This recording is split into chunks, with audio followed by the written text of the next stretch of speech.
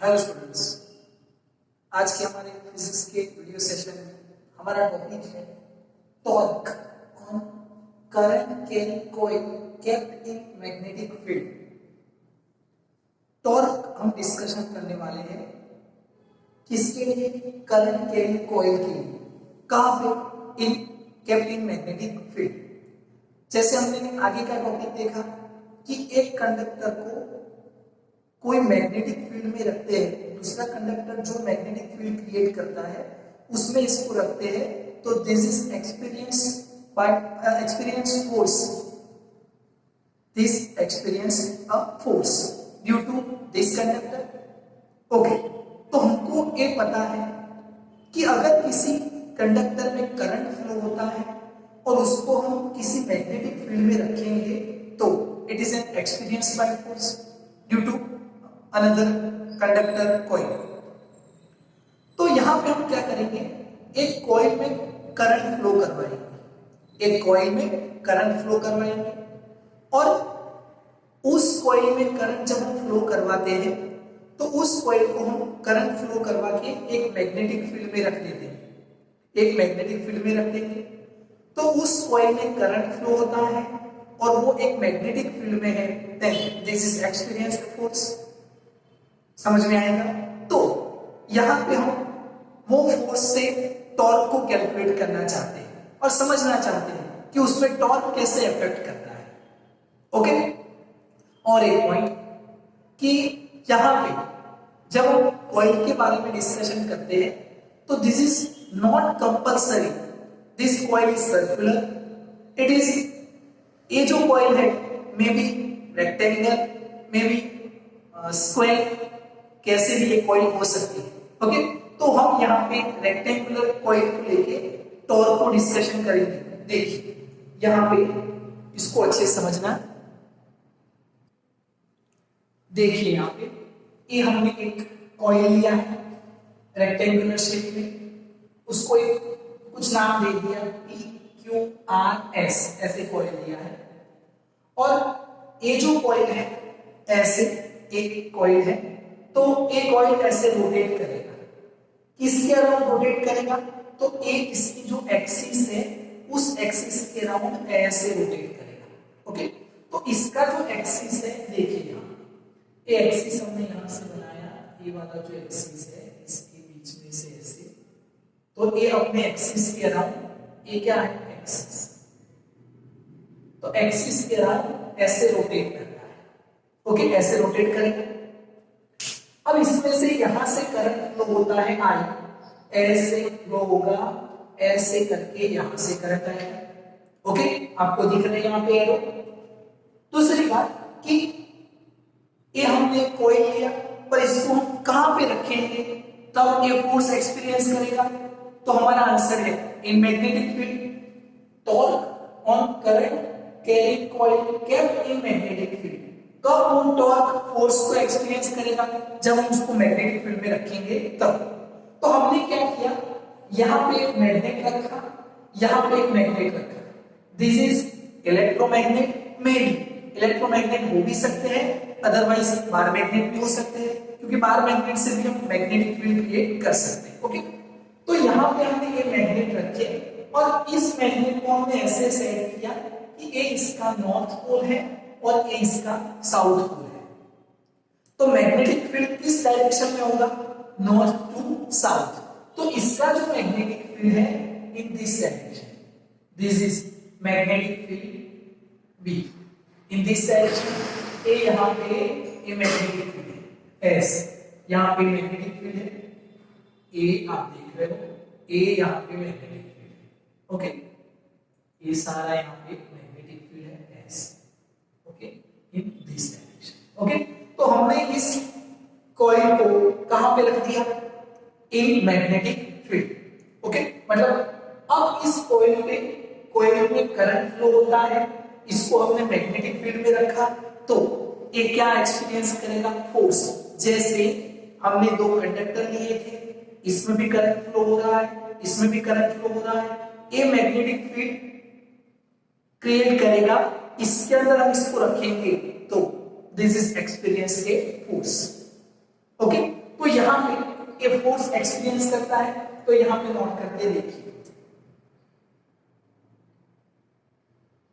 Rectangular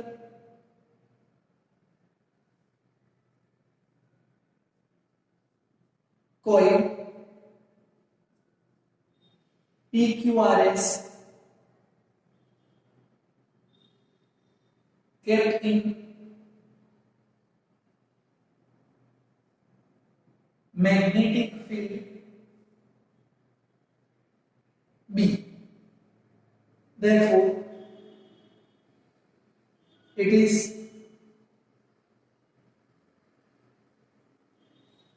ये क्या करेगा, एक्सपीरियंस ए फोर्स, क्या एक्सपीरियंस करेगा, फोर्स को एक्सपीरियंस करेगा। ओके, अब ये फोर्स कितना होगा और ये कितने फोर्स को एक्सपीरियंस करेगा। ओके, यहां पे देखिए, अब इसमें करंट ऐसे फ्लो होता है, कैसे, ऐसे S2P ऐसे करंट फ्लो होता है। तो देखिए, फोर्स ऑन S2P, ये लेंथ है, इसकी लेंथ L और ये विड्थ है W। Force on SP is equal to कितना होगा, ये कितना फोर्स होगा। तो देखिए, इसमें मैग्नेटिक फील्ड किस डायरेक्शन में है, इन दिस डायरेक्शन, करंट किस डायरेक्शन में, अपवर्ड, तो ए इसको मैं अपवर्ड डायरेक्शन, ए चेंज नहीं होना चाहिए, लेफ्ट हैंड रूल, तो करंट अपवर्ड डायरेक्शन में, फोर्स कहां पे जा रहा है, इनसाइड, तो इससे जो फोर्स लगेगा वो ऐसे मैं बताता हूं, यहां पे, कहां पे, inside, sorry this is symbol for inside. तो फोर्स कितना होगा, फोर्स का फॉर्मूला है VIL और ये कहां पे है, इनसाइड। चलिए, ये क्लियर हुआ। अब उसके बाद फोर्स ऑन PQ, P2Q, चलिए, ये कितना फोर्स एक्सपीरियंस करेगा। तो ये देखिए, मैग्नेटिक फील्ड के साथ कुछ एंगल बनाता है, मैग्नेटिक फील्ड ऐसे है, ऐसे है, कुछ एंगल बनाएगा। तो ये जो एंगल बनाता है उसके हम दो कंपोनेंट लेंगे, एक कॉस और दूसरा साइन। तो हम इसमें नीचे वाला कंपोनेंट लेंगे, तो करंट कहां पे है, इस डायरेक्शन में। अगर मैग्नेटिक फील्ड का नीचे वाला कंपोनेंट लेंगे तो ये देखिए, करंट ऐसे, मैग्नेटिक फील्ड कहां पे, नीचे, तो फोर्स कहां पे जा रहा है, अपवर्ड डायरेक्शन, कहां पे जाएगा, अपवर्ड डायरेक्शन। समझ में आएगा आपको, सॉरी, फोर्स इसका डाउनवर्ड डायरेक्शन। इसको देखिए फिर से, ये जो मैग्नेटिक फील्ड है इसके दो कंपोनेंट, एक नीचे वाला मैं कंपोनेंट लेता हूं और करंट को इस डायरेक्शन में रखता हूं, इसको ऐसे और ऐसे, तो ये जो फोर्स है वो कहां पे जाएगा, डाउनवर्ड डायरेक्शन, कहां पे जाएगा, डाउनवर्ड डायरेक्शन। फिर से, magnetic field in this direction, okay, और करंट इस डायरेक्शन, तो इसके दो कंपोनेंट लेंगे ऐसे, ओके। तो एक कंपोनेंट अगर हम लेते हैं या अपवर्ड कंपोनेंट लेंगे, तो इसमें जो फोर्स है वो किस डायरेक्शन में रहेगा, डाउनवर्ड डायरेक्शन। तो इसका जो फोर्स है इन दिस डायरेक्शन, ओके। तो देखिए, force on PQ, BIW, downward. अब उसके बाद फोर्स ऑन QR, देखिए, इसमें magnetic field this direction, current downward, force कहां पे है, outside, magnetic field, current, force outside. तो इसका जो फोर्स है ये कहां पे है, आउटसाइड, तो BIL और A आउटसाइड। अब देखिए, फोर्स ऑन RS, RS में यहां पे इसका जो फोर्स है magnetic field this direction, current in this direction, तो इसका फोर्स कहां पे जाएगा? Upward direction. इसमें भी हम कंपोनेंट ले सकते हैं अपवर्ड डायरेक्शन। तो B I W upward direction. अब इसमें देखिए ये जो फोर्स है, इन फोर्स में आप देखिए ये वाला जो फोर्स है डाउनवर्ड और अपवर्ड, ये दोनों एक दूसरे को कैंसिल कर देंगे, इक्वल फोर्स है क्योंकि इक्वल करंट फ्लो हो रहा है। तो देखिए यहां पे नोट करते हैं 1 मिनट, इसको F1 F2 ऐसा कुछ नाम देना था, तो यहां पे हम इसको नाम दे देते हैं force F1 F2 F3 F4, F1 force, F2 force, F3 force, F4। यहां पे F1 and F2 are equal and opposite, therefore they are cancel out each other, एक दूसरे को कैंसिल कर देंगे। तो ए फोर्स कितना हो गया? 0। अब इसको देखिए F3 और F4, हमने किसको लिया? F2 और F4 को लेना है, यहाँ पे F2 एंड F4। अब हमको लेना है F1 और F3, F1 और F3। ओके, तो F1 और F3 में देखिए F1 and F3 are equal,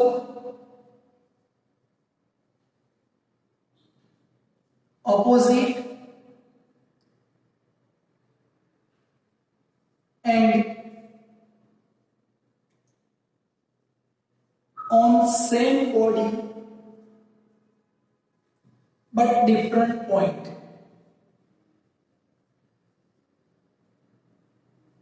different point देखिए, जैसे एक बाइसिकल का जो स्टीयरिंग होता है, हैंडल होता है, उसमें एक पूरा बॉडी एक है, पर इसमें एक फोर्स हम इस तरफ डायरेक्शन में लगाते हैं और इसको इस तरफ लगाते हैं, तो ये ऐसे टर्न होता है, ऐसे। देखिए ये फोर्स कैसे लगेगा?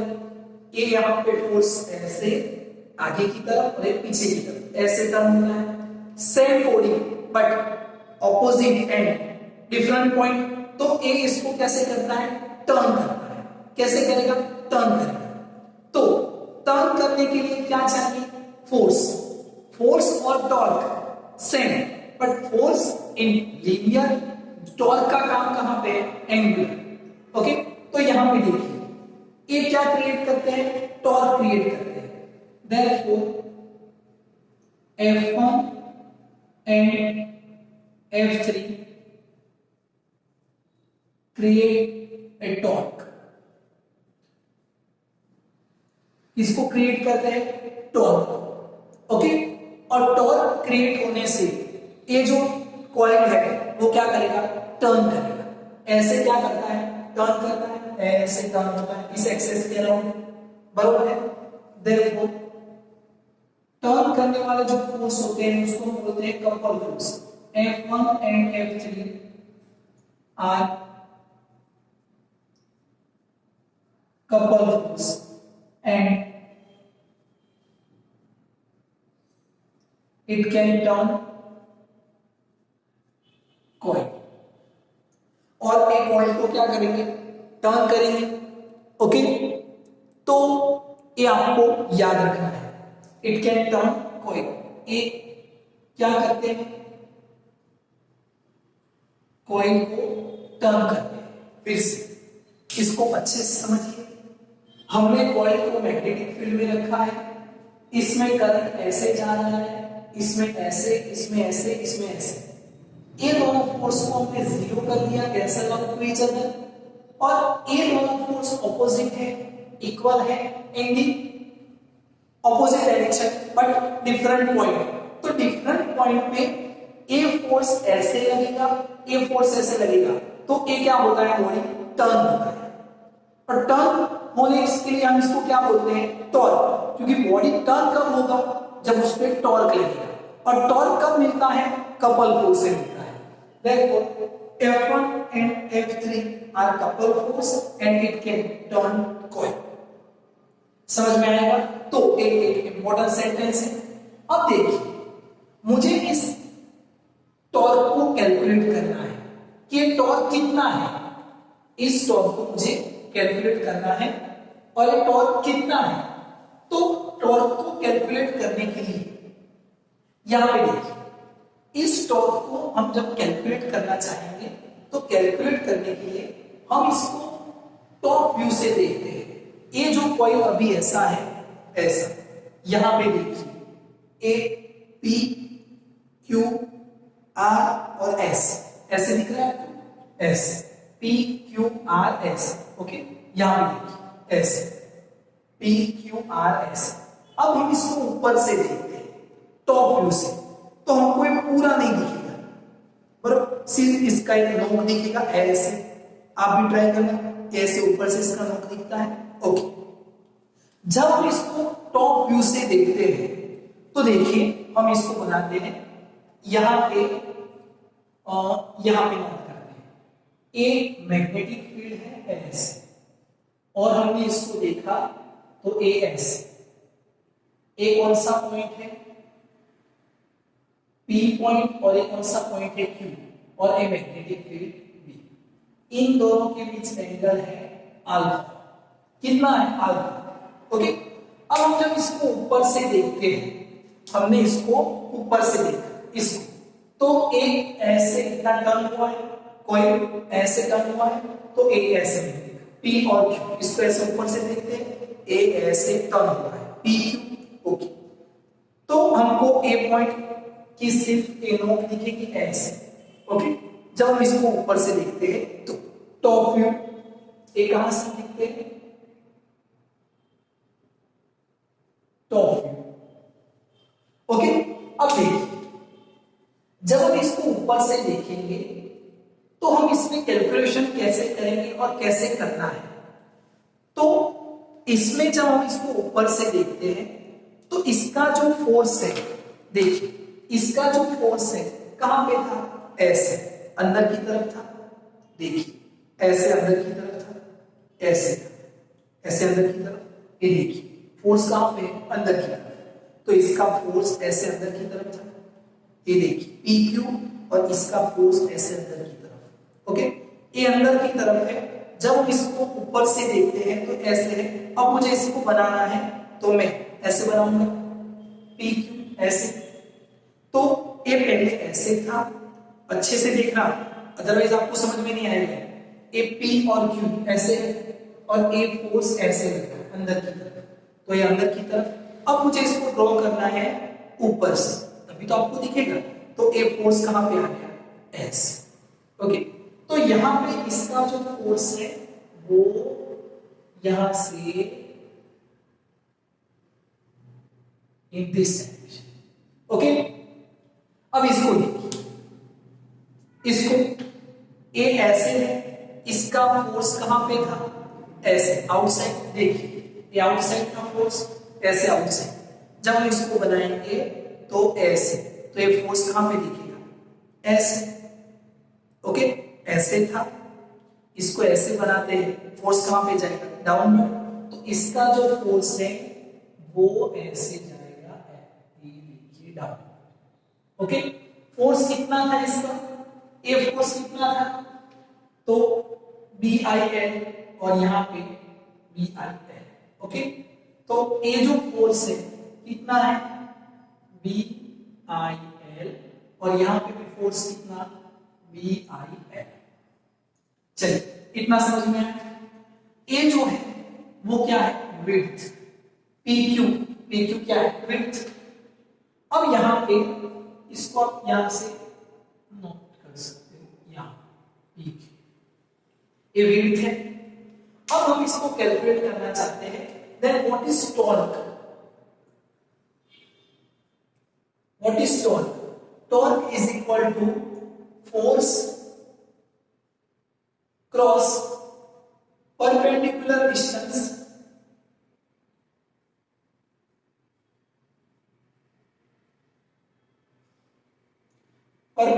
Distance between forces. Okay, force कितना है? BI cross perpendicular distance. तो यहां से मैं एक परपेंडिकुलर डिस्टेंस नोट करता हूं PN। ये परपेंडिकुलर डिस्टेंस मैंने क्या नोट किया? PN, दोनों के बीच perpendicular distance.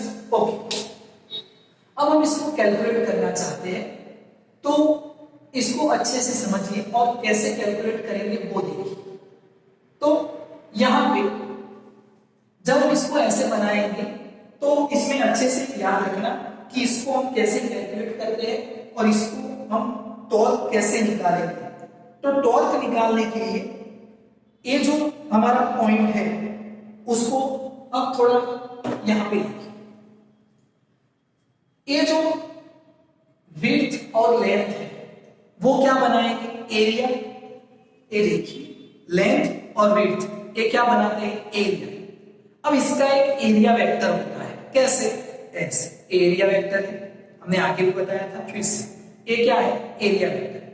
Area vector is perpendicular to width, इसके भी परपेंडिकुलर और लेंथ के भी परपेंडिकुलर होता है, इसको हम एरिया वेक्टर बोलते हैं। ये ऐसे है तब भी परपेंडिकुलर है, ये ऐसे होगा तब भी परपेंडिकुलर है, ऐसे होगा तब भी परपेंडिकुलर है, ऐसे होगा तब भी परपेंडिकुलर है। तो इसका एरिया वेक्टर मैं यहां पे बनाता हूं।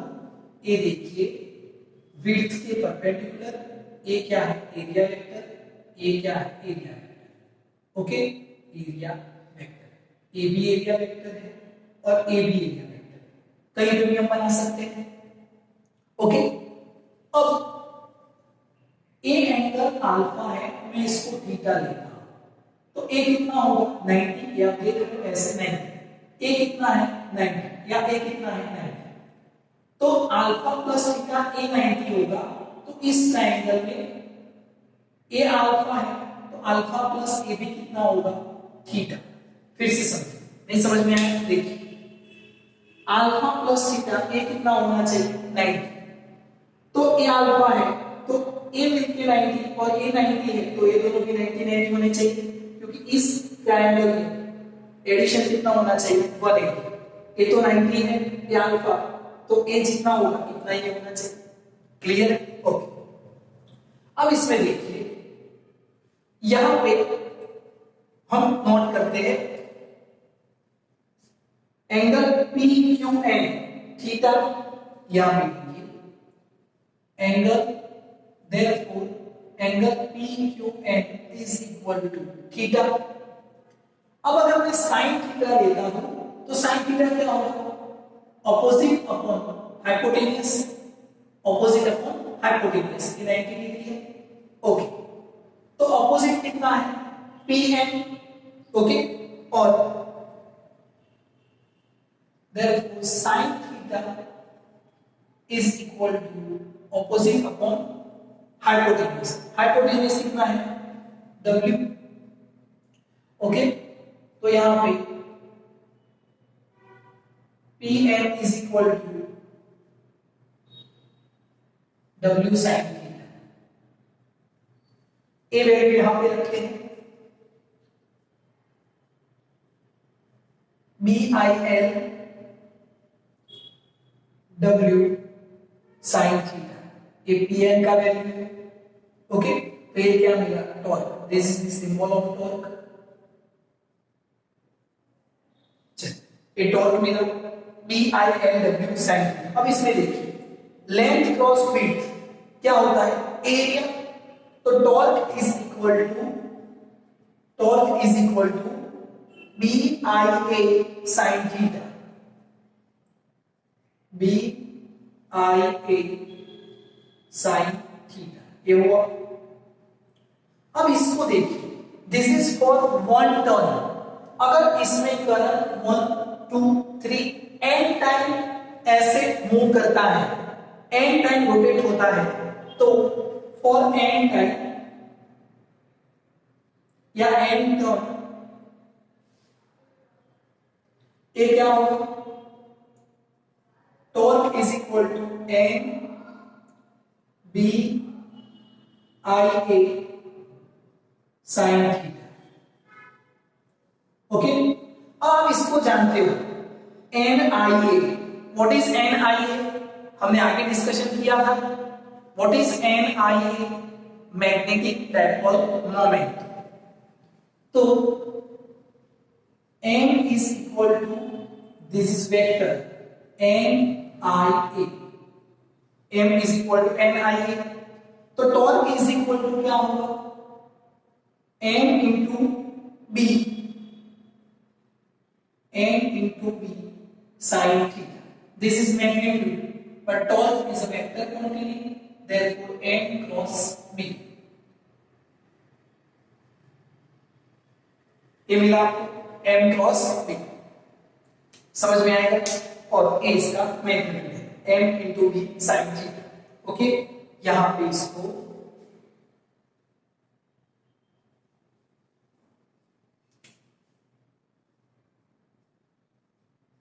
m into b sine theta. Okay, अब what is the direction of torque? What is the direction of torque? इसकी डायरेक्शन क्या होगी टॉर्क की?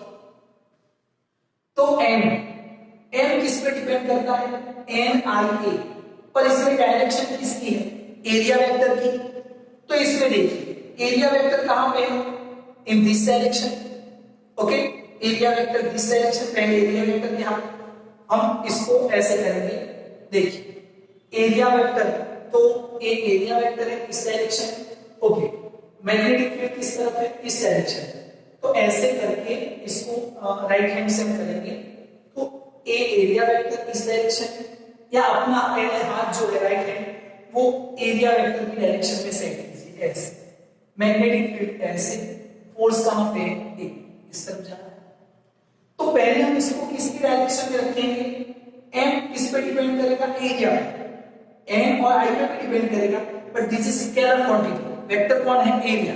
तो एरिया की डायरेक्शन में सेट करेंगे, एरिया की डायरेक्शन यहां रखेंगे, फिर एक मैग्नेटिक फील्ड इस डायरेक्शन में। ओके, तो फोर्स कहां पे, आउटसाइड। तो this is the vector quantity. पहले हम m को पहले m की डायरेक्शन में रखेंगे, फिर b की डायरेक्शन में। अगर हमने पहले b की डायरेक्शन में रखा फिर m की डायरेक्शन में रखा, this is wrong.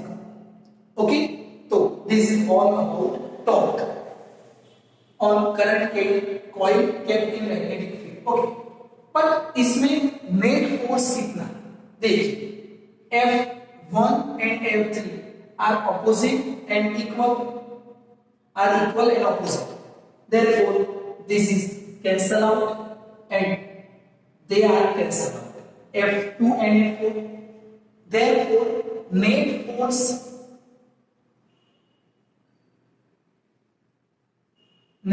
force on coil is equal to 0। Net force कितना है कॉइल में, 0। सिर्फ ये फोर्स क्या करता है, टॉर्क क्रिएट करता है, और टॉर्क इसको क्या करता है, रोटेट करता है, लाइक दिस। आएगा समझ में? तो दिस इज टॉर्क। इसको कैसे समझना है, कैसे याद रखना है, अच्छे से प्रिपेयर करना, ये बहुत इंपॉर्टेंट पॉइंट है। ये कैसे आया, इसका फॉर्मूला क्या है, इसका मैग्नीट्यूड है, पहले m और फिर b, m is depend upon a। तो टॉर्क किस पे डिपेंड करता है, number of turns, magnetic field जितना स्ट्रॉन्ग होगा टॉर्क इतना ज्यादा इफेक्ट होगा, जितनी ज्यादा करंट फ्लो होगी उतना टॉर्क ज्यादा फ्लो होगा। ए, अब इसमें ए टॉर्क का डिपेंडेंट है, वो किस पे डिपेंड करता है, and this is the formula, torque is equal to force. या हमें 11th में चैप्टर नंबर 7 जो था उसमें भी पढ़ा था कि व्हाट इज टॉर्क। क्लियर है? तो ये आपको अच्छे से याद है।